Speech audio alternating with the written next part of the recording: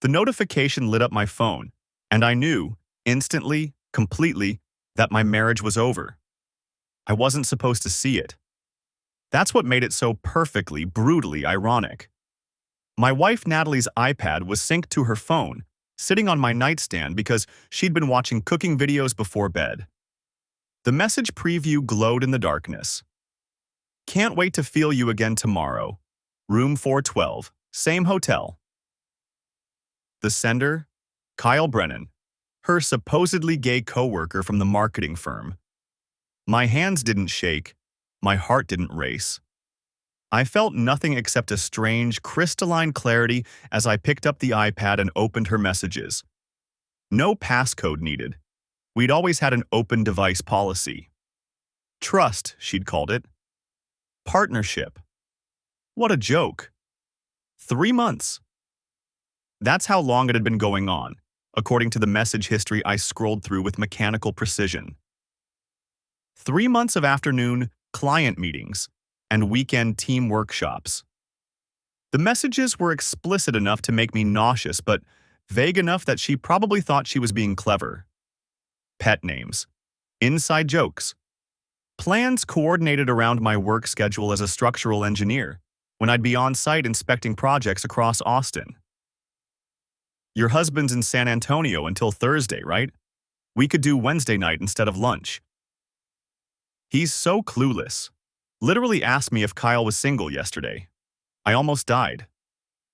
That one was from 2 weeks ago. I'd asked about Kyle because Natalie mentioned he seemed lonely, and I'd suggested we invite him to our Labor Day barbecue. She'd laughed and kissed my cheek and said I was too sweet for my own good.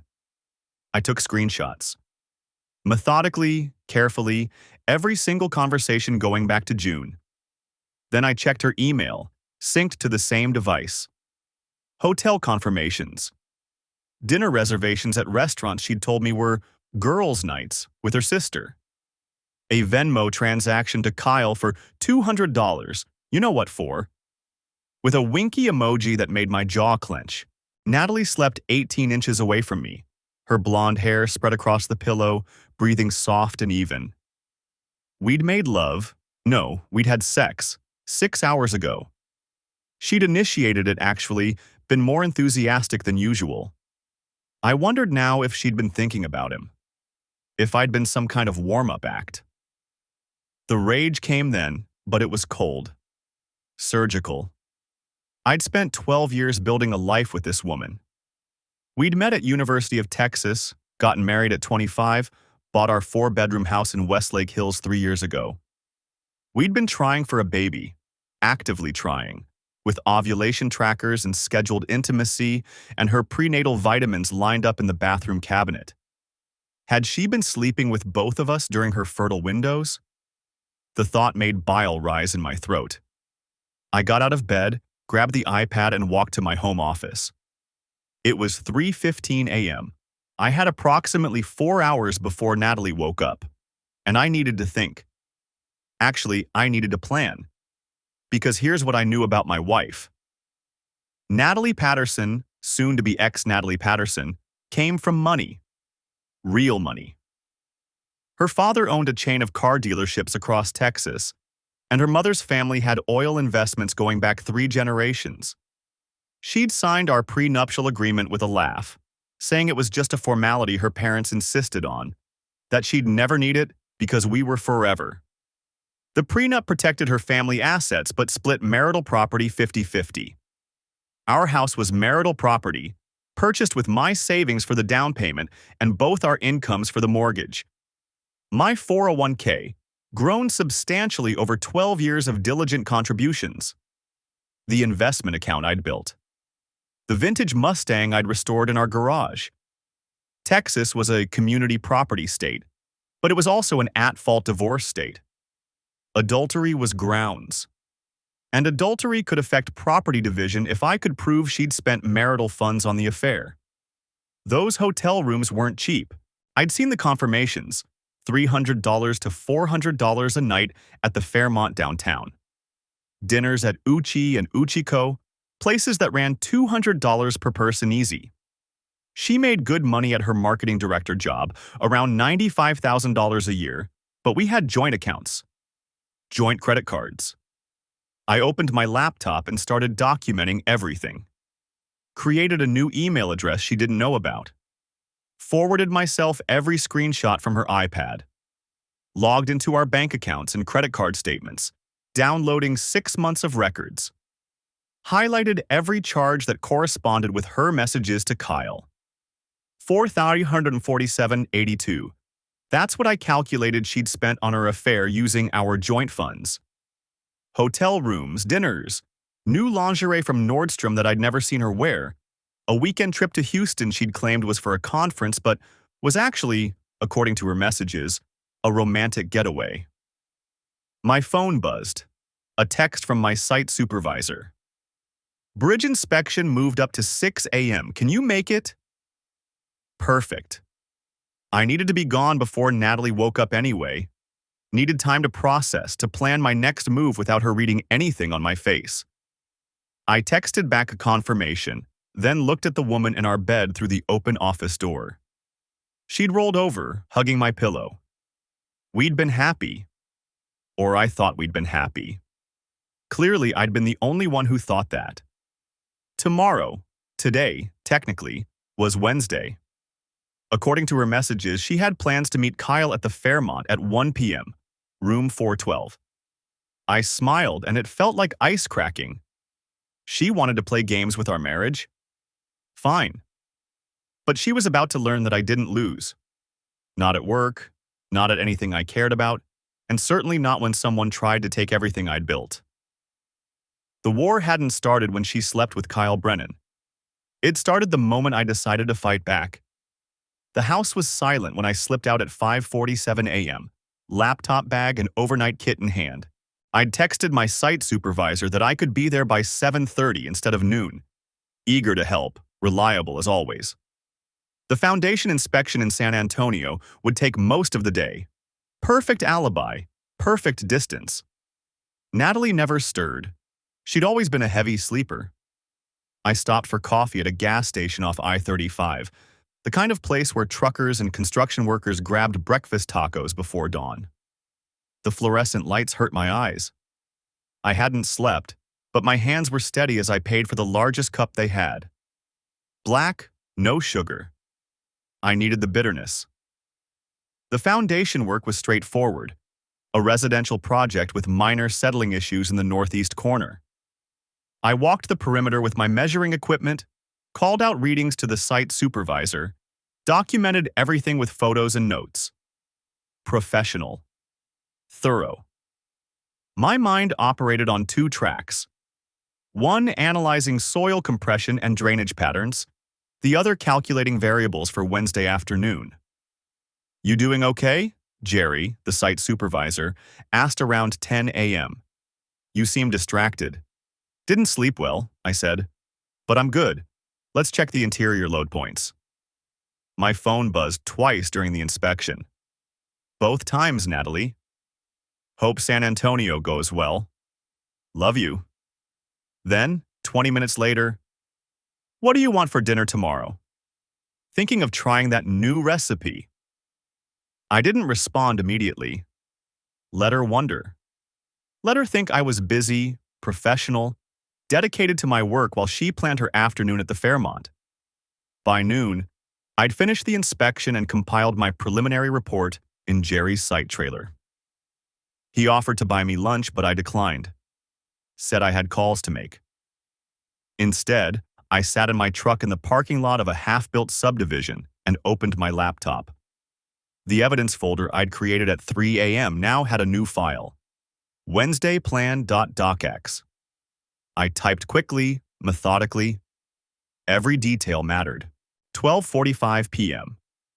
Natalie leaves work. Based on message history, she typically leaves 15 minutes early. 1 p.m. Scheduled meeting at Fairmont, room 412. 1:15 p.m. Assuming they're occupied, I stopped typing. Took a breath. The clinical approach helped. The question wasn't whether to catch them. That felt too dramatic, too emotional. I didn't need to see it with my own eyes. I had 3 months of documentation. What I needed was leverage. Maximum impact with minimum exposure. I opened a new browser tab and searched for private investigators in Austin. Found 3 firms with good reviews and specializations in domestic cases. One had a former police detective on staff. I bookmarked all 3. Then I searched for divorce attorneys. Not the big family law firms that handled amicable separations and custody arrangements. I needed someone who understood asset protection and fault-based divorce strategy.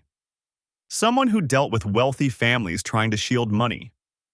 Trent Caldwell's website was understated but specific. Protecting your interests in high-asset contested divorce proceedings. Former prosecutor. Texas Bar Board certified in family law. His consultation fee was $500 for the first hour. I filled out the contact form, selected urgent consultation needed, and provided my cell number. Then I sent a follow-up email with a single line. Documented evidence of ongoing adultery involving marital funds. Need strategic advice before confrontation. My phone rang 6 minutes later. "This is Trent Caldwell. I got your message." His voice was direct, no nonsense. 50-something, I guessed. "You said documented evidence?" Screenshots of 3 months of messages, bank records showing $347.82 in marital funds spent on hotels, restaurants, gifts, coordinated schedules during my work travel, explicit content, time-stamped and verified. Yes, all from synced devices, iMessage history, Venmo transactions, credit card statements. A pause. "And you haven't confronted yet?" "No, I discovered it last night. I'm in San Antonio for work today." "Smart. Don't confront until we talk. Are you available tomorrow morning? I had a cancellation at 8 a.m. "I'll be there." He gave me the address, an office building near the Capitol, not one of the glass towers downtown. Old money location, the kind of place that didn't need to advertise. "Bring everything," he said. "Print it if possible. And don't delete anything from her devices. Don't let her know you know. Can you do that?" "Yes." "One more thing. Does she come from money?" "Family owns car dealerships and has oil investments. We have a prenup protecting her premarital assets." "But you've been married 12 years. Community property accrues. And if marital funds went to the affair..." He didn't finish the sentence. Didn't need to. "We'll talk tomorrow. Don't do anything until then." The call ended. I sat in the truck, staring at the concrete foundation of someone's future home. Rebar and forms, everything measured and level. Build it right, or it all comes down eventually. My phone buzzed again. "Natalie, did you eat? You're being so quiet today."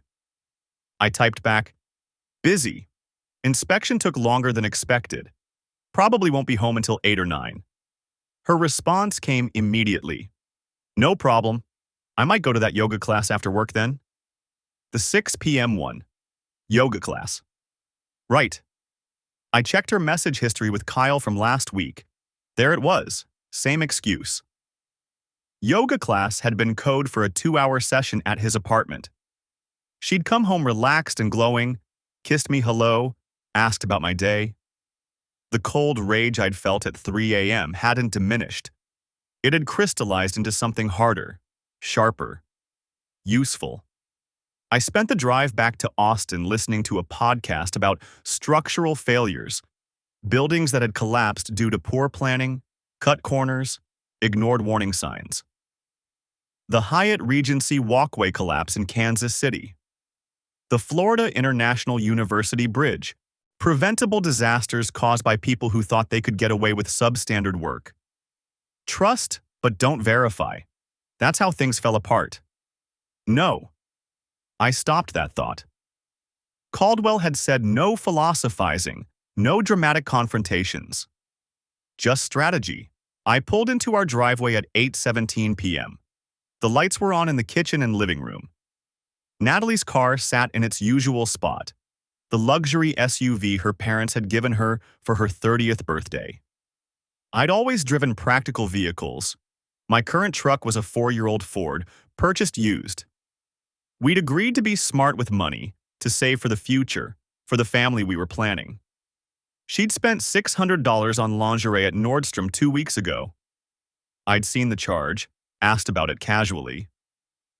"Oh, just some new things," she'd said, smiling. "Thought I'd surprise you." I never saw any of it. The front door opened before I reached it. Natalie stood there in leggings and an oversized sweater, hair pulled back, face fresh and clean. She looked young, happy, innocent. "You look exhausted," she said, reaching for my bag. "Long day?"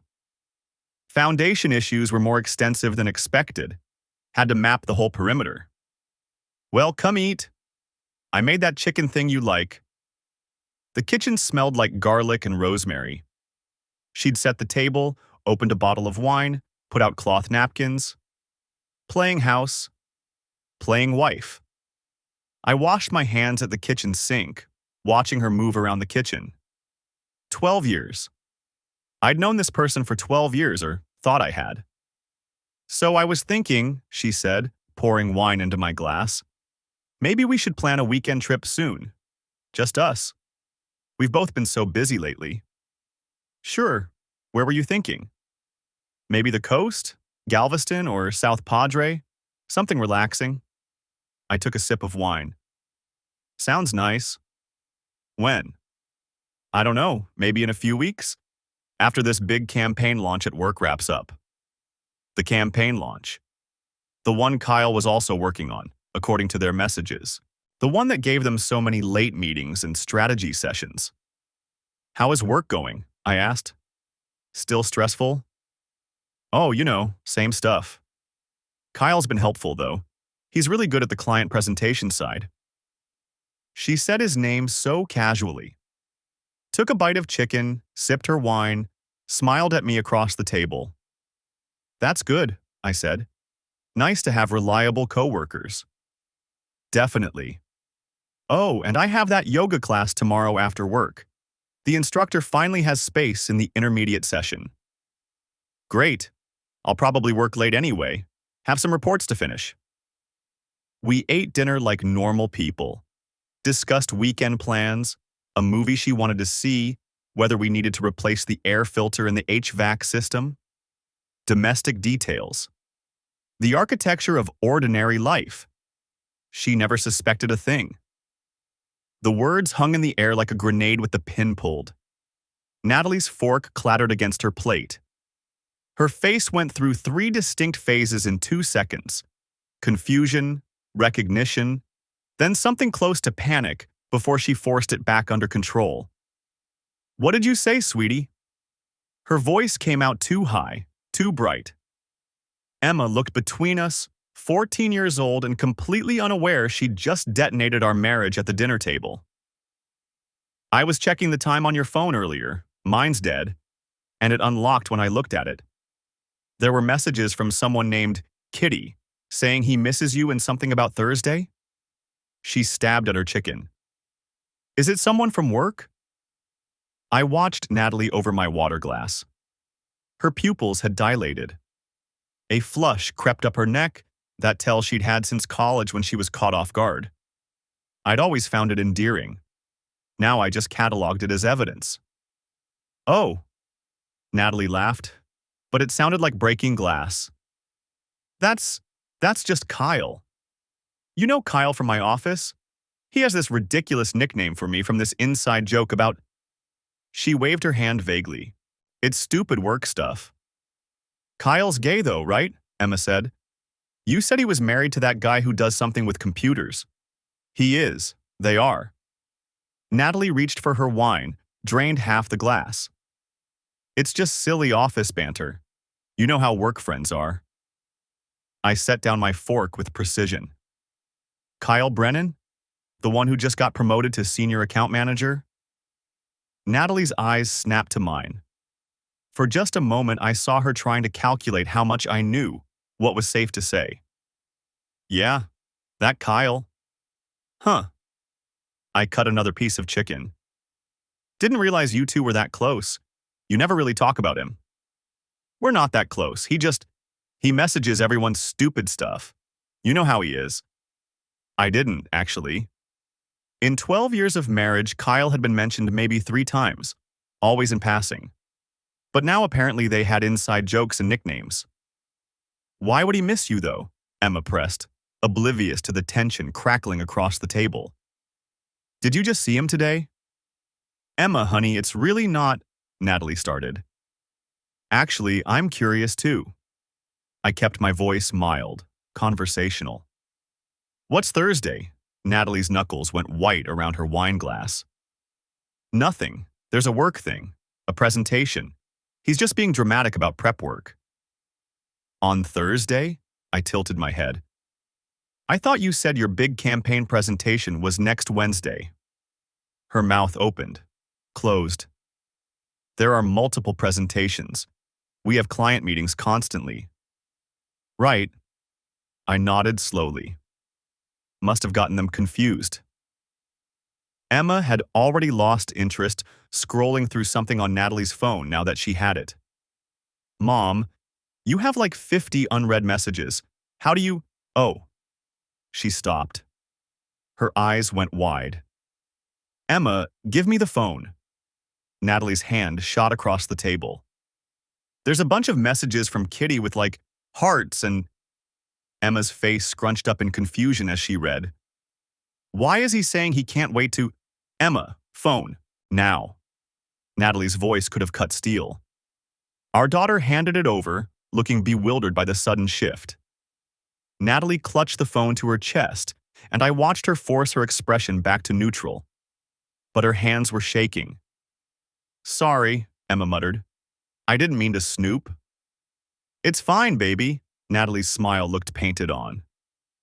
Just, some of those work messages are confidential. Client information, you understand.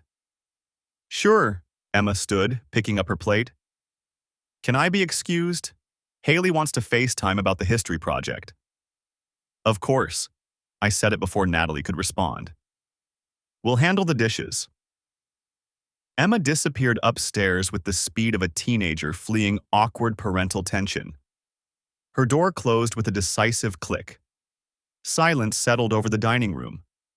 Natalie stared at her plate. I could see her mind working, trying to figure out what I knew, what Emma had seen, how much damage control was needed. The phone sat face down beside her plate like a coiled snake. Kids, I said finally. No sense of privacy. Yeah. Her laugh came out strangled. I should probably change my Face ID settings. I didn't realize we looked that similar. You do, especially around the eyes. I stood, gathering plates with methodical precision. She's going to look just like you in a few years. Natalie watched me stack the dishes. Are you upset? About what? About Emma reading my messages. I know it seems… She's 14. Teenagers are nosy. I carried the plates to the kitchen. Besides, like you said, just work stuff. I could feel her eyes on my back as I rinsed the dishes. She was trying to read me, searching for any sign that I suspected something. I kept my movements casual, unhurried. Right, she said quietly. Just work stuff. I loaded the dishwasher in silence. Through the doorway, I could see her sitting rigid at the table, phone clutched in both hands now. She was probably deleting messages, changing Kyle's contact name, scrubbing evidence. Too late for that. I'm going to take a shower, she announced suddenly. Long day. Sure, I'll finish up here. She hesitated in the doorway. We're okay, right? I looked at her. Really looked at her. The woman I'd married at 25, who I'd built a life with, who was carrying on a 3-month affair while we tried for a baby and planning to meet her lover on Thursday while I was supposedly in San Antonio. Of course, I said. Why wouldn't we be? Relief flickered across her face. No reason, just… Emma reading those messages, I didn't want you to think… Natalie, I kept my voice gentle. I trust you. The words landed like I knew they would. Guilt flashed in her eyes, quickly suppressed. I know. I trust you too. She left. I heard her footsteps on the stairs, the bedroom door closing, the shower starting. I pulled out my phone and opened the voice memo app. The entire dinner conversation was recorded, crystal clear. Emma's innocent question. Natalie's panic. The lies stacking up. A text came through from Trent Caldwell. Review the prenup. Good news. It only protects premarital assets and inheritance. Everything earned during marriage is fair game, and adultery gives us significant leverage in Texas. See you 8 a.m. tomorrow. Bring the recordings. I deleted the message and poured myself a drink. Scotch. Neat. The good bottle we'd been saving for a special occasion. This seemed special enough. Upstairs, I could hear the shower running. Natalie was probably leaning against the tile, trying to calm down, convincing herself she'd handled it well. That I suspected nothing. That Emma had just seen some harmless messages that could be explained away. My phone buzzed again. This time, it was a screenshot from the monitoring software I'd installed on the iPad. Natalie's messages to Kyle from 10 minutes ago, sent from the bathroom before her shower. Emma saw messages. Almost disaster. Changed your name to Kelly and deleted everything. Think we're okay but need to be more careful. He doesn't suspect anything. Kyle's response. Jesus, that was close. Thursday still on? Yes. He has that San Antonio inspection. I'll tell him I have the client dinner. Can't wait. Miss you, kitty. I saved the screenshots to my encrypted cloud backup. Then I finished my scotch and poured another. The shower shut off upstairs. In 20 minutes, Natalie would come down in her pajamas, probably suggest watching something on Netflix, play the loving wife. She'd be extra affectionate tonight, compensating for the dinner scare. And I'd play along. Because tomorrow morning at 8, I had an appointment with Trent Caldwell. And Thursday, when Natalie thought I was in San Antonio, I'd actually be following her to whatever hotel she'd booked for her and Kyle. The private investigator Caldwell recommended charged $200 an hour. Worth every penny for photographs of my wife and her lover in flagranti. My phone lit up with one more message from Caldwell. Also, at-fault divorce in Texas can affect spousal support. With your documentation, she won't see a dime. Might even have to pay you. I smiled into my scotch. Natalie's footsteps sounded on the stairs. I closed all the apps and slipped my phone into my pocket. Hey, she said softly from the doorway. She'd put on the silk pajamas I'd bought her for Christmas. Want to watch that show we started? Sure, I said. Sounds perfect. The silence at the dinner table stretched like pulled taffy. Emma's fork scraped against her plate, the sound amplified in the sudden vacuum of conversation. Natalie's face had gone through 3 distinct color changes in 5 seconds. White, then red, then a sickly gray that reminded me of wet concrete. Her mouth opened, closed, opened again. A fish drowning in air. Just someone from work, honey, she finally managed, her voice climbing half an octave. You know how silly office chat can be. Emma's eyebrows drew together. She had my analytical mind, my habit of picking at inconsistencies until they unraveled. But he said he missed you. That's kind of weird for a coworker. It's... Natalie reached for her wine glass, nearly knocked it over, caught it. Red liquid sloshed against the rim. It's just Kyle being dramatic. You know how theater people are. Theater people, that was new. Kyle had evolved from marketing colleague to gay best friend to theater enthusiast in the span of 3 days. The mythology was getting elaborate. I thought Kyle worked in marketing, I said, keeping my voice mild, curious. Just a husband making conversation. Natalie's eyes snapped to me.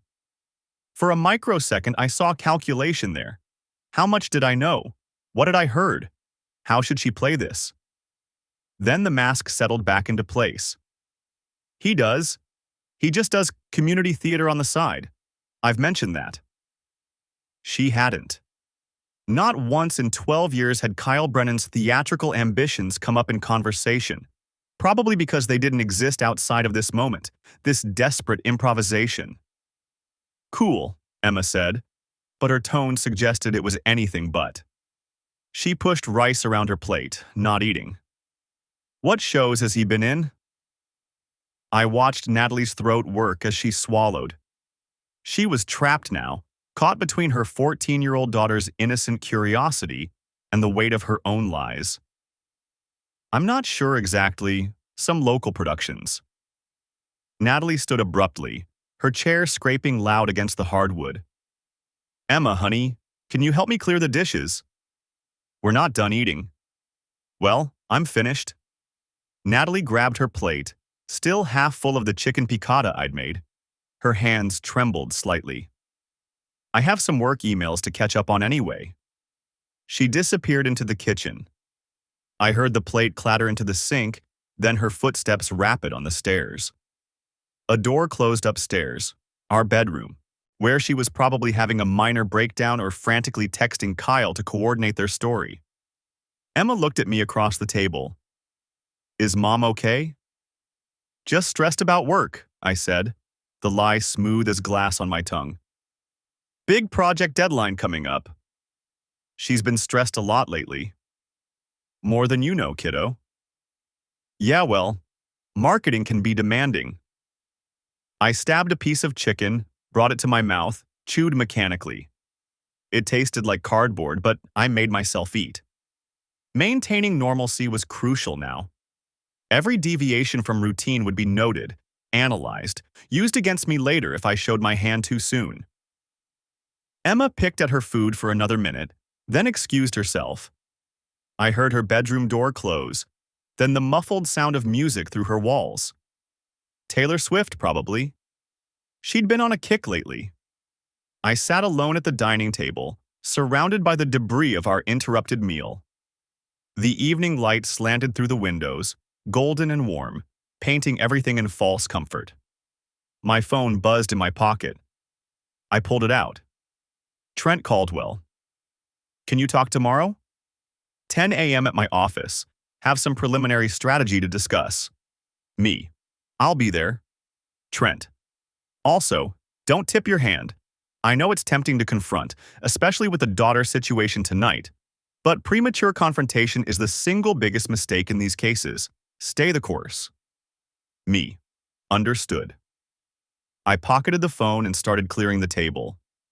The routine of it was soothing, scraping plates, loading the dishwasher, wiping down counters. Domestic tasks I'd done 1,000 times, but now they felt like theater. A performance of normalcy for an audience that wasn't even watching. Upstairs, I could hear Natalie moving around in our bedroom. Pacing, probably. Or sitting on the bed with her phone, deleting messages, covering tracks, trying to figure out how much damage Emma's innocent question had caused. I finished the dishes and climbed the stairs. Our bedroom door was closed. I knocked once, then entered without waiting for permission. Natalie sat on the edge of our bed, phone in her lap, face in her hands. She looked up when I came in, and for a moment I saw genuine fear there. Emma's too smart, she said. She's curious. 14-year-old girls are curious. She saw messages she shouldn't have seen. Natalie's voice had an edge now, defensive. Your Face ID thing, it's not secure. Maybe we should turn it off. There it was. The pivot from defense to offense, making this somehow about the technology, about my failure to properly secure our devices. Not about the content of those messages, not about who Kyle really was or why he was missing her. Face ID works fine, I said. The problem is she looks like you. Genetic similarity confuses the scanner sometimes. Well, it's a problem. Is it? I sat down in the armchair by the window. The one I'd sat in 3 nights ago while she slept, and I documented her betrayal. Or is the problem that you have messages on your phone you don't want our daughter to see? The words came out more pointed than I'd intended. Trent's warning echoed in my head. Don't tip your hand, don't confront, stay the course. But something in me wanted to push, just a little, to see how she'd react. Natalie's eyes narrowed. What's that supposed to mean? Nothing. Just that if your work messages are that sensitive, maybe you should keep them on your work phone instead of your personal one. I do keep them separate, mostly. She looked down at her phone, then back at me. He's going through some stuff right now. Relationship drama? He tends to overshare. Relationship drama? That was rich. I wondered what kind of relationship drama Kyle was experiencing. Maybe the complication of sleeping with a married woman who kept promising to leave her husband but never quite got around to it. That's rough, I said, my voice neutral. Yeah? Natalie stood, walked to her dresser, started taking off her jewelry. The silver bracelet I'd bought her for our 10th anniversary. The diamond studs from her parents. Each piece removed and set down with deliberate care. I'm exhausted. I think I'm going to take a bath and go to bed early. It was 7:30. Okay. She gathered her things, phone, tablet, a change of clothes, and disappeared into our bathroom. I heard the lock click, then water running. I sat in the armchair and pulled out my phone. Opened the voice recording app. The entire dinner conversation was there, captured in crystal clear audio. Emma's question. Natalie's panic. The fumbling explanation about theater and office banter. I uploaded it to my secure cloud storage, the same place I'd been keeping everything else. The folder was getting substantial now. Screenshots, bank records, hotel receipts, and now audio recordings of Natalie's increasingly desperate cover stories. My phone buzzed again. Unknown number. This is James Riley from Apex Investigations. Trent Caldwell referred you? I can have surveillance in place by Thursday if you're still interested. Flat rate $2,500 for 24-hour coverage. All equipment and documentation included. Let me know. Thursday, 2 days away. The night Natalie had her client dinner scheduled while I was supposedly in San Antonio. I looked at the bathroom door, heard Natalie moving around beyond it, probably checking her own phone, reading messages from Kyle, maybe warning him about the close call at dinner. Me. Thursday works. I'll send you the details tonight. James. Perfect. One more thing. Does your wife know what kind of car you drive? Me. Yes. Silver Audi A4. James. Don't drive it Thursday. Rent something generic. If she spots your car anywhere near the hotel, the whole operation is blown. Me. Understood. I added that to my mental checklist. Rent a car, something forgettable, a gray Toyota or a white Honda, the kind of vehicle that disappeared into traffic. The bathwater shut off. I heard Natalie sink into the tub with a sigh. My phone buzzed one more time. Emma, texting from her room. Is Mom really okay? She seemed weird. I stared at the message. How much did Emma suspect? How much had she pieced together from overheard conversations, from Natalie's increasingly erratic behavior, from the tension that had been building in our house for months? Me. She's fine. Just work stress. Don't worry about it. Emma. Okay. Love you, Dad. Me. Love you too, kiddo. I put my phone away and stood. Thursday was 2 days away. 48 hours to maintain the fiction, to play the oblivious husband, to let Natalie think she'd successfully deflected Emma's questions and covered her tracks. 48 hours until everything came crashing down. The next morning, I found Emma in the kitchen before school, hunched over a bowl of cereal with her phone propped against the milk carton. She didn't look up when I entered. Morning, I said, heading for the coffee maker. She grunted something that might have been a greeting. Typical teenage eloquence. I poured my coffee and leaned against the counter, watching her. She scrolled through something on her screen with the mechanical precision of someone not actually absorbing any information. Her jaw worked methodically on the same bite of cereal for what seemed like 30 seconds. "You okay?" I asked. "Fine."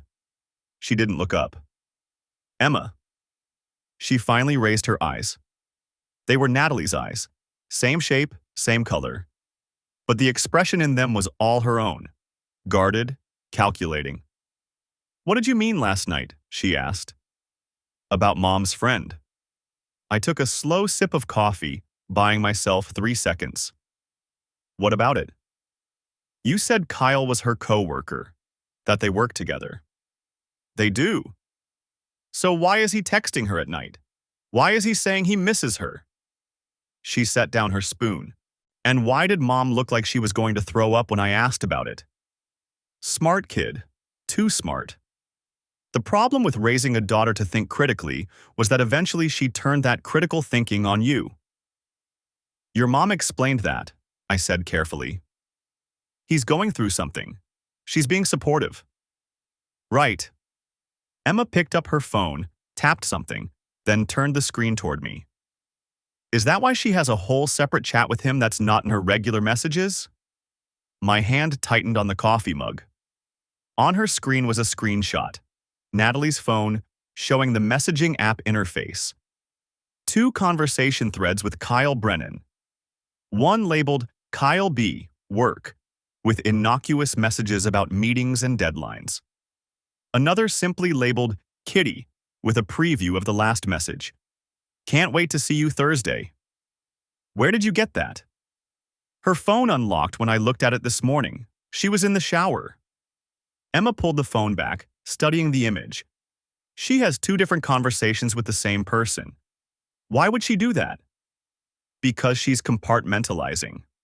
One thread for plausible deniability, one for the real communication. It was actually clever. If someone glanced at her phone, they'd see the work thread and nothing suspicious. But Emma had gone deeper. "Did you read the messages?" I asked. "Some of them." She looked down at her cereal. "Enough." The kitchen felt too small suddenly, too bright. I could hear the clock above the sink ticking, each second distinct and separate. "What did you read?" "Does it matter?" Her voice cracked slightly. "I know what they mean. I'm 14, not stupid." I set down my coffee and moved to sit across from her at the kitchen island. "Emma, is Mom cheating on you?" The question hung there between us, stark and unavoidable. I could lie. Should lie, probably. Keep her out of it, protect her from the ugliness that was coming. But she'd already seen enough to know, and lying now would only teach her that the people she trusted most would gaslight her when it mattered. "Yes," I said. She nodded slowly, like I'd confirmed something she'd already worked out. "With Kyle?" "Yes." "But she said he was gay." She lied. Emma's face did something complicated, a rapid sequence of expressions that settled finally into a kind of grim acceptance. "How long have you known?" "Since Sunday night." "That's why you've been weird. At dinner yesterday you were—" She gestured vaguely. "Different." "I was gathering information." "You recorded it." "Not a question." "When Mom was explaining about Kyle, you had your phone out." I'd underestimated her. Again. "I did." "For the divorce?" "Yes." She pushed her cereal away, the bowl still half full. "Is that why you asked about the prenup? About her family's money?" "Partly." "What's the other part?" "Texas is an at-fault divorce state. If I can prove adultery, especially if she spent marital money on the affair, the court will take that into consideration when dividing assets." Emma absorbed this with the same analytical expression I'd seen in the mirror for the past 3 days. "So you're building a case?" "I am." "Do you need my screenshot?" The question surprised me. "Emma, You don't have to. Do you need it or not? Her voice was firm. Because if you're doing this, you should do it right. She shouldn't get to lie and then keep half of everything. I studied my daughter across the kitchen island. 14 years old, wearing an oversized hoodie and pajama pants, hair pulled back in a messy ponytail. She looked young and old simultaneously, still my little girl, but already becoming someone else. Someone harder. Send it to my email, I said finally. But Emma, listen to me. What's coming is going to be ugly. Your mom and I are getting divorced, I know. She picked up her phone, tapped a few times. I'm not a baby. I can handle it. That's not what I'm worried about. Then what?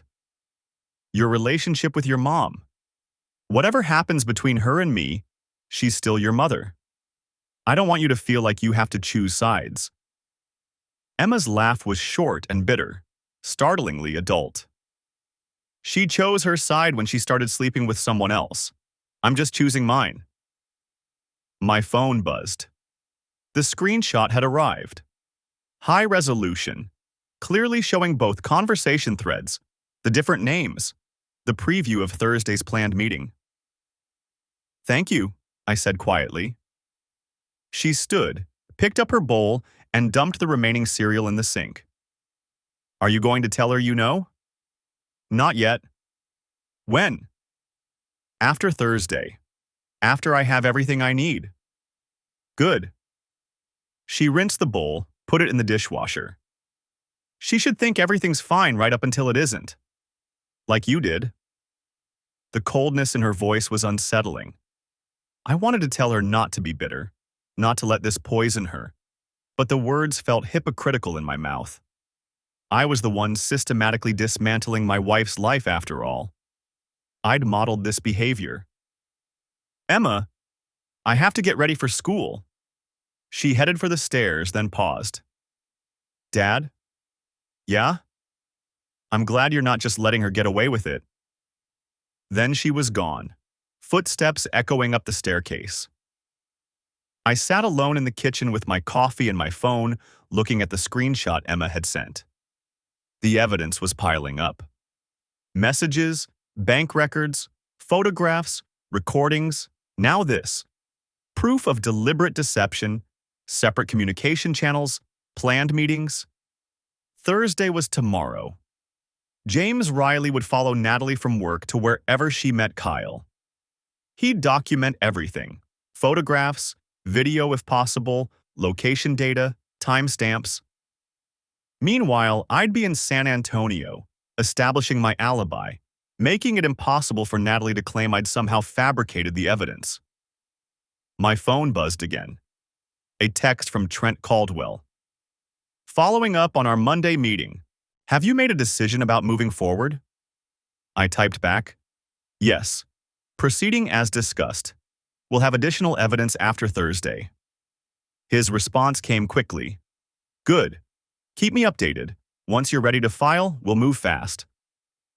Upstairs, I heard the shower turn on in the master bathroom. Natalie, getting ready for work, getting ready to spend another day messaging her lover, planning their Thursday meeting, maintaining the fiction of her marriage while systematically destroying it. I forwarded Emma's screenshot to my encrypted email folder, adding it to the growing collection of evidence. Then I deleted the message from my phone, clearing any trace that Emma had been involved. She was right about one thing. Natalie should think everything was fine right up until it wasn't. Just like I had. The job site in San Antonio was a half-finished medical complex, all exposed rebar and temporary lighting.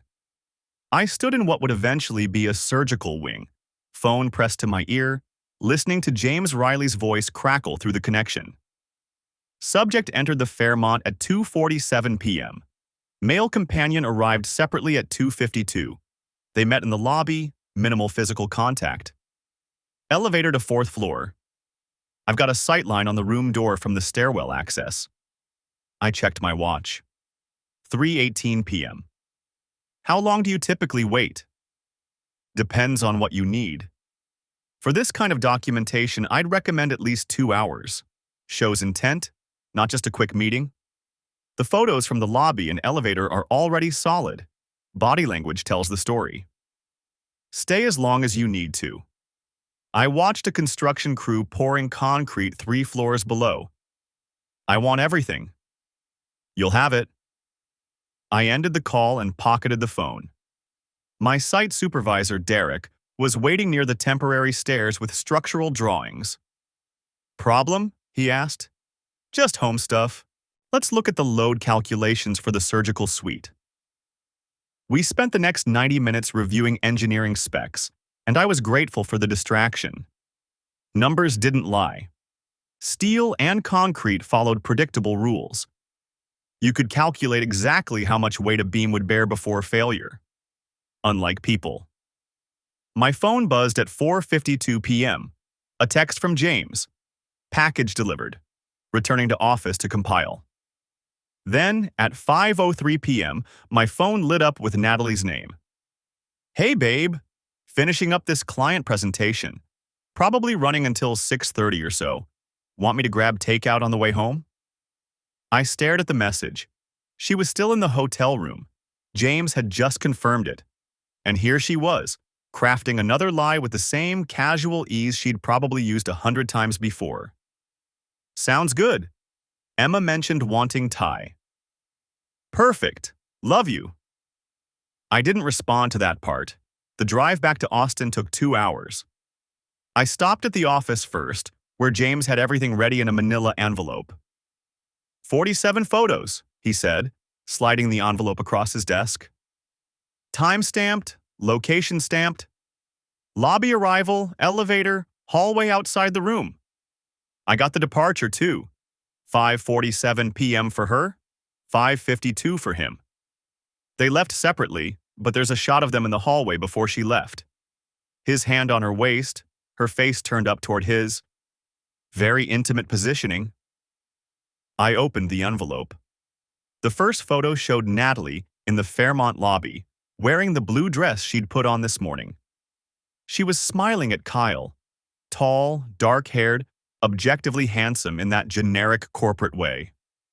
The next photo caught them at the elevator bank, his hand at the small of her back. The hallway shots are toward the end, James said. Those are the strongest. I flipped through. The images were crisp, professional. Natalie and Kyle outside room 412, his keycard in hand. Then the departures, her emerging first, hair slightly mussed, checking her phone. 5 minutes later, Kyle, adjusting his tie. The final 3 photos were the gut punch. Natalie in the hallway, Kyle's hand on her waist. Her looking up at him. Then his head dipping down, lips near her ear. The last shot caught her laughing at whatever he'd said, her hand resting on his chest. Invoice is in there too, James said, but I'm flexible on payment schedule given the circumstances. I'll have a check for you tomorrow. I closed the envelope. This is excellent work. One more thing. He pulled out a second, smaller envelope. I took the liberty of having these printed at a 1-hour photo place. Duplicates of the strongest 6 images. Sometimes it helps to have physical copies ready for different purposes. Attorney, mediation, court, if it comes to that. I took the second envelope. You've done this before. 23 years as a PI. Infidelity cases are 70% of my business. He leaned back in his chair. For what it's worth, you're handling this better than most. I've had clients who wanted to confront the affair partner in the hotel hallway or burst into the room. That never ends well. I'm an engineer. I solve problems with data, not emotion. That approach will serve you well. He stood, extending his hand. Good luck with everything. I shook it and left. Natalie's car was already in the driveway when I got home at 7:41 p.m. Thai food containers were spread across the kitchen island.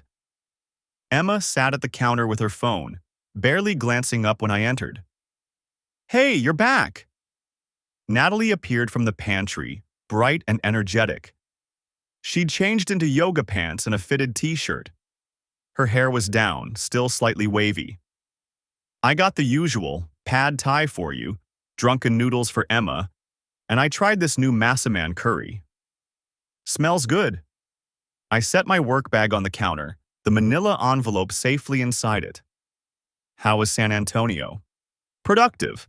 The structural analysis for the surgical wing needs some revision, but nothing major. I pulled out a plate. How was your client presentation? She didn't miss a beat. Exhausting. We went through 4 rounds of revisions on the campaign strategy, but I think they're finally happy with the direction. That's good. I spooned pad thai onto my plate.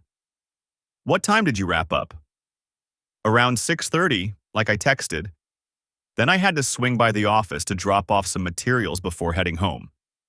She opened a container of spring rolls. Emma said she had a rough day at school. Something about a group project falling apart? Emma looked up from her phone, expression flat. It's fine. The 3 of us ate at the island, Natalie filling the silence with chatter about work, weekend plans, a new restaurant she wanted to try. I watched her perform. This woman I'd been married to for 12 years. She was good. If I didn't know better, I'd believe every word. Emma excused herself after 20 minutes, taking her plate to the sink. I have homework. Need any help? Natalie asked. No. Emma left without looking at either of us. Natalie sighed. Teenage years are brutal. She barely talks to me anymore. She's 14. It's normal. I finished my food, rinsed my plate. I need to send some emails. Long day. Of course. She touched my arm as I passed. I'm glad you're home. I went upstairs to the office and locked the door. The envelope sat on the desk in front of me. I pulled out the photos again, laying them in chronological order. Arrival, elevator, hallway, room 412, departure, the intimate moment before she left. 47 photos documenting 3 hours and 5 minutes of infidelity. My phone buzzed. A text from Trent Caldwell. Got your message about the PI results. Can you come in tomorrow at 10 a.m.? We should review everything and discuss next steps. I'll be there. Another buzz. This one from Emma. Is it done? Yes. Meeting with the attorney tomorrow. Good. I gathered the photos back into the envelope and locked them in my desk drawer, then pulled up my banking app. The joint account showed a $67 charge from Thai Basil Restaurant at 6:43 p.m. At least she'd actually bought the food she claimed to be buying. Small mercies. Downstairs, I heard Natalie moving around the kitchen, loading the dishwasher. The domestic sounds of a normal Thursday evening. In 48 hours, she'd been to a hotel with her lover, lied about it multiple times, and was now cleaning up after family dinner like everything was fine. I pulled out my personal notebook and added today's timeline. Thursday, March 14th, 2:47 p.m. N enters Fairmont. 2:52 p.m. Kyle arrives. 5:03 p.m. N texts about client presentation running late. 5:47 p.m. N leaves hotel. 5:52 p.m. Kyle leaves hotel. 6:43 p.m. N purchases Thai food. 7:30 p.m. Approx. N arrives home. The evidence was overwhelming now. Screenshots, bank records, PI surveillance photos, Emma's testimony. Trent had been right. In Texas, with this level of documentation, I had everything I needed. My phone lit up with another text from Natalie. Coming to bed soon? I miss you. I stared at the message for a long moment, then typed, soon, just finishing up some work. Tomorrow I'd meet with Trent. We'd review the photos, finalize the strategy, and set a timeline for confrontation. Everything was falling into place with the precision of a well-engineered structure. But tonight, I'd maintain the facade one more time. I saved my notes, locked the desk drawer, and headed downstairs to play the role of unsuspecting husband for what I knew would be one of the last times. The divorce was finalized on a Tuesday morning in November, 8 months after that first notification lit up my phone at 2:47 a.m. I sat in Trent Caldwell's conference room while he reviewed the final settlement documents. Outside the window, Austin's skyline gleamed in the autumn sunlight, all glass and steel, built on solid foundations. Judge Patterson was thorough, Trent said, sliding the papers across the mahogany table. Given the evidence of adultery and misappropriation of marital funds, this is about as favorable as it gets. The numbers told the story. I kept the house in Westlake Hills. My 401k remained untouched. The investment accounts were split 60-40 in my favor, adjusted for the $347.82 Natalie had spent on her affair. She got her luxury SUV and the contents of her personal accounts, money that had been hers before the marriage, protected by the prenup. No alimony, no spousal support. The judge had been particularly unimpressed with Natalie's attorney's arguments, especially after James Riley's photographs were entered into evidence. What about custody? I asked. Emma turns 15 next month. In Texas, that's old enough for the court to consider her preference. She was very clear about wanting to live with you primarily. Trent flipped to another page. Natalie gets alternating weekends and 1 evening per week, standard non-custodial arrangement. I signed where he indicated, my signature steady and precise. Her attorney tried to fight the asset split until the very end, Trent continued. Claimed you'd violated her privacy by accessing her iPad, that the screenshots were inadmissible. Judge shut that down fast. Marital property, no expectation of privacy, and you didn't hack anything. She'd left it unlocked. What about Kyle? Brennan? Trent's mouth twisted. Last I heard, he transferred to their Houston office. Natalie's firm wasn't thrilled about the affair becoming public record. Bad optics for a company that does family-oriented marketing campaigns. I gathered the documents into my briefcase. Through the window, I could see the construction crane working on a new high-rise downtown. Building something, one calculated piece at a time. Your ex-wife's family tried to intervene financially, Trent said. Her father offered to cover her legal fees if we'd agree to a more favorable split. I assume you know we declined. I do. Any regrets about how you handled this? I thought about that question. About the 3 days I'd spent gathering evidence before confronting Natalie. About Emma's screenshot and James Riley's photographs. About the moment I'd finally sat Natalie down, the Saturday after Thursday's hotel meeting, and laid 47 photos across our dining room table while she turned the color of old newspaper. No, I said. No regrets. Natalie had tried everything. Tears first, then anger, then bargaining. She'd claimed it meant nothing, that Kyle had pursued her, that she'd been planning to end it. She'd accused me of being cold, calculating, vindictive. Said I'd turned Emma against her. I'd listened to all of it without responding, then handed her Trent Caldwell's business card and told her to have her attorney contact him. We'd lived in the same house for 6 more weeks while the legal proceedings began, the most hostile, silent 6 weeks of my life. Then, Natalie moved into a condo her parents helped her lease, and Emma stayed with me. One last thing, Trent said, pulling out a final document.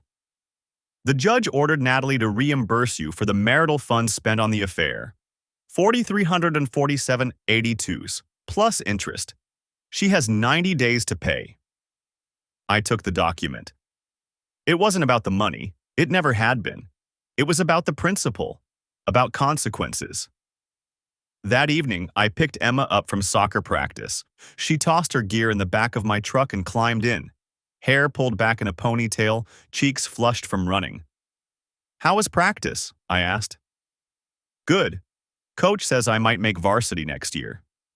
She buckled her seatbelt. Did you meet with Mr. Caldwell? This morning. Everything's finalized. She nodded, looking out the window as I pulled into traffic. Is Mom going to be okay? It was the first time she'd asked about Natalie in weeks.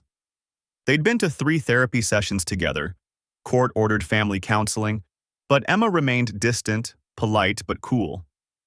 She'll be fine. Her parents are helping her, and she still has her job. That's not what I meant. I glanced at her. What did you mean? I mean, is she going to be okay? Like, as a person? Emma's voice was quiet. I'm still mad at her. I don't know if I'll ever not be mad at her, but she's still my mom. She made choices, I said carefully. Now she's living with the consequences. But yes, she'll be okay. People are resilient. Are you okay? The question surprised me. Yeah, kiddo, I'm okay. You seem okay, but you also seemed okay when you were gathering all that evidence, and you weren't really okay then. You were just focused. Smart kid. Too smart. I'm better now than I was, I said. The uncertainty was the worst part. Now at least I know where I stand. We drove in silence for a few minutes. Then Emma said, Haley's parents are getting divorced too. Her dad cheated with someone from his office. But her mom didn't have any evidence, so it's turning into this big ugly fight over money and custody and everything. I'm sorry to hear that. Yeah, she paused. I'm glad you documented everything. I know that sounds weird, but at least it was clean. At least there wasn't any question about what happened. Clean. That was one way to describe it. Methodical might be another. Calculated. Cold.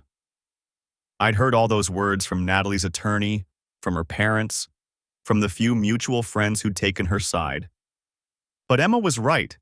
There had been no ambiguity. No he said, she said.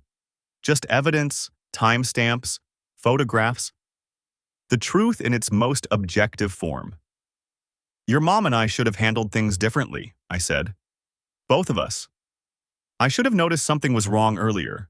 She should have talked to me instead of cheating? Yeah. Dad, you didn't do anything wrong. She made a choice. A really selfish choice. Emma's voice was firm. You don't have to both sides this. I'm not trying to. I just want you to understand that marriages are complicated. People are complicated. I get that. But some things aren't complicated. Like not sleeping with someone else when you're married. That's pretty straightforward. We pulled into our driveway. My driveway now, legally and completely. The house looked the same as it had 8 months ago, but everything was different. Natalie's car was gone from its usual spot. Her garden tools were gone from the garage. The bedroom closet had empty space where her clothes used to hang. Emma and I had repainted her room 2 weeks ago, covering the lavender she'd chosen at age 12 with a deep blue she said felt more mature. We'd rearranged furniture, bought new bedding, made the space hers in a way it hadn't been before. Small changes, new foundations. I'm going to shower, Emma said, grabbing her soccer bag. What's for dinner? I was thinking of trying that new barbecue place. Sounds good. She headed inside, and I sat in the truck for another moment, looking at the house. Our house. My house. The place where I'd discovered my marriage was over, where I'd methodically gathered evidence, where I'd confronted Natalie with the truth she couldn't deny. The place where Emma and I were building something new. My phone buzzed. A text from Natalie. Can I pick Emma up for dinner tomorrow? I know it's not my scheduled day, but I'd really like to see her. I stared at the message. The therapy sessions had helped, marginally. Natalie was trying in her way. Showing up when she was supposed to, respecting boundaries, not bad-mouthing me to Emma. But the damage was done. Emma was cordial during their visits, but distant. She'd told me once that being around Natalie felt like being around a stranger wearing her mother's face. I typed back, I'll ask her, but it's her choice. Thank you. I pocketed the phone and went inside. Emma was upstairs, shower running. I started pulling out plates for dinner, falling into the routine we'd established over the past few months. Just the two of us, figuring it out as we went. The house felt quieter now. Emptier in some ways, but also cleaner. No more lies hiding in the corners. No more secret messages and coded conversations. Just the truth, stark and simple. 3 weeks later, I was at a coffee shop near the office when I saw Kyle Brennan. He was in line ahead of me, phone pressed to his ear, looking thinner than he had in James Riley's photographs. When he turned, our eyes met. Recognition flickered across his face. Then something else. Guilt, maybe, or fear. He ended his call and stepped out of line, moving toward the door. "Kyle," I said. He stopped, turned. "I don't think we should talk." "Probably not. But I have one question." He waited, shoulders tense. "Did you know she was trying to get pregnant? That we were actively trying for a baby while you two were—" I gestured vaguely. "Whatever you want to call it." His face went pale. "She said you weren't sleeping together, that the marriage was basically over." "We had sex the night before I found your messages," she initiated. Kyle looked like he might be sick. "I didn't—" "She told me you were separated, that you were just living together until the divorce was finalized." "We weren't separated. We were trying for a baby." I kept my voice level, conversational. "I just thought you should know what you were actually part of." "I'm sorry." His voice was barely audible. "I know that doesn't mean anything, but I am. I didn't know."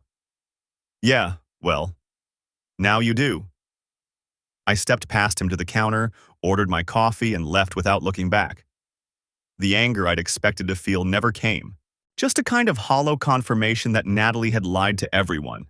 To me, to Kyle, to herself. She'd built an entire architecture of deception, and when it collapsed, she'd been buried in the rubble.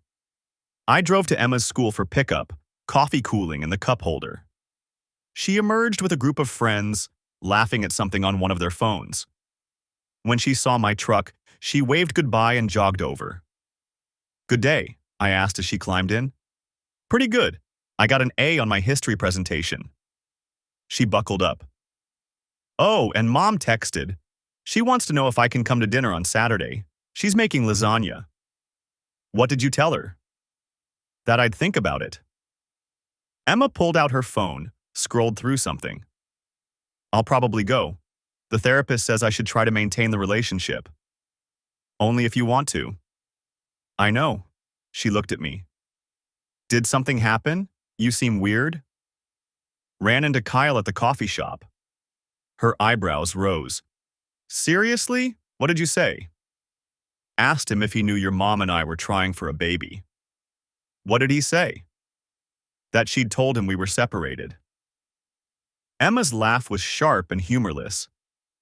"Of course she did. She probably believed it too. Mom's really good at making herself the victim of her own choices." The observation was cutting and accurate. At 15, Emma saw her mother with painful clarity. Not as a villain exactly, but as someone fundamentally unable to take responsibility for her own actions.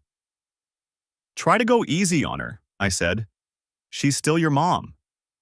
"I know, but I don't have to pretend everything's fine." "No, you don't."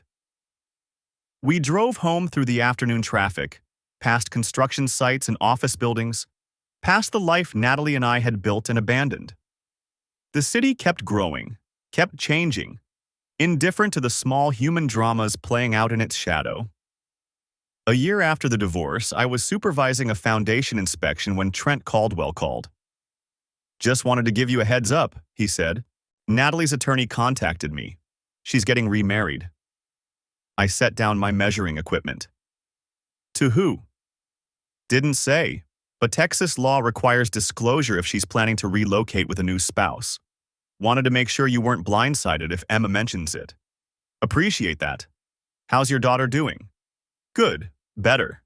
She sees Natalie every other weekend and they're working on things in therapy. It's not perfect, but it's functional. That's about the best you can hope for in these situations." Trent paused. "And you? How are you doing?" The question caught me off guard. "Fine. Busy with work. Emma's talking about trying out for the debate team. Life's stable." Stable is good. Better than good, actually. Another pause. I've been doing this for 26 years. You handled this better than 90% of my clients. A lot of people would have burned everything down, confronted the affair partner, made a scene, let emotion drive their decisions. You stayed focused. I'm an engineer. It's what I do. It's more than that. You protected your daughter and your assets while still leaving room for Natalie to rebuild her life. That takes discipline. After we hung up, I stood on the construction site and thought about that. Discipline. Maybe that was the right word for it. Or maybe it was just survival instinct. The recognition that destroying Natalie wouldn't undo what she'd done. It would just create more wreckage. Emma had asked me once if I still loved her mother. I'd told her the truth. That I loved the person I thought Natalie was, but that person either never existed or had changed into someone I didn't recognize. Either way, she was gone. What remained was the aftermath. The division of assets and custody schedules. The careful navigation of co-parenting with someone who'd betrayed everything we'd built together.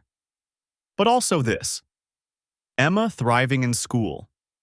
The house that was truly mine now. The knowledge that I'd handled the worst moment of my life with precision and integrity. I'd lost my marriage, but I'd kept everything else that mattered. 2 years post-divorce, Emma graduated high school with honors and a full scholarship to the University of Texas engineering program. Natalie attended the ceremony with her new husband, a software developer named Greg, who seemed pleasant enough in the brief interaction we had. Emma hugged us both, took photos with both families, and then pulled me aside. "Thank you," she said. "For what?" "For not making me choose. For letting me figure out my relationship with Mom on my own terms. I know it would have been easier for you if I just cut her off completely. That wouldn't have been easier. That would have hurt you, and I never wanted that." She smiled. My smile, people always said, though she had Natalie's eyes. "I know. That's why I'm thanking you. I'm proud of you, kiddo. Your mom is too." "I know she is. And I'm working on not being so angry at her. It's getting better." Emma glanced over at Natalie, who was laughing at something Greg said. "She seems happier now, more herself." "That's good?" "Yeah." Emma turned back to me. "Are you happy?" The question was simple but loaded. Was I happy? I had my work, my daughter, my house. I'd started dating someone, a project manager named Beth, who was divorced herself and understood the complexities of rebuilt lives. Nothing serious yet, but promising.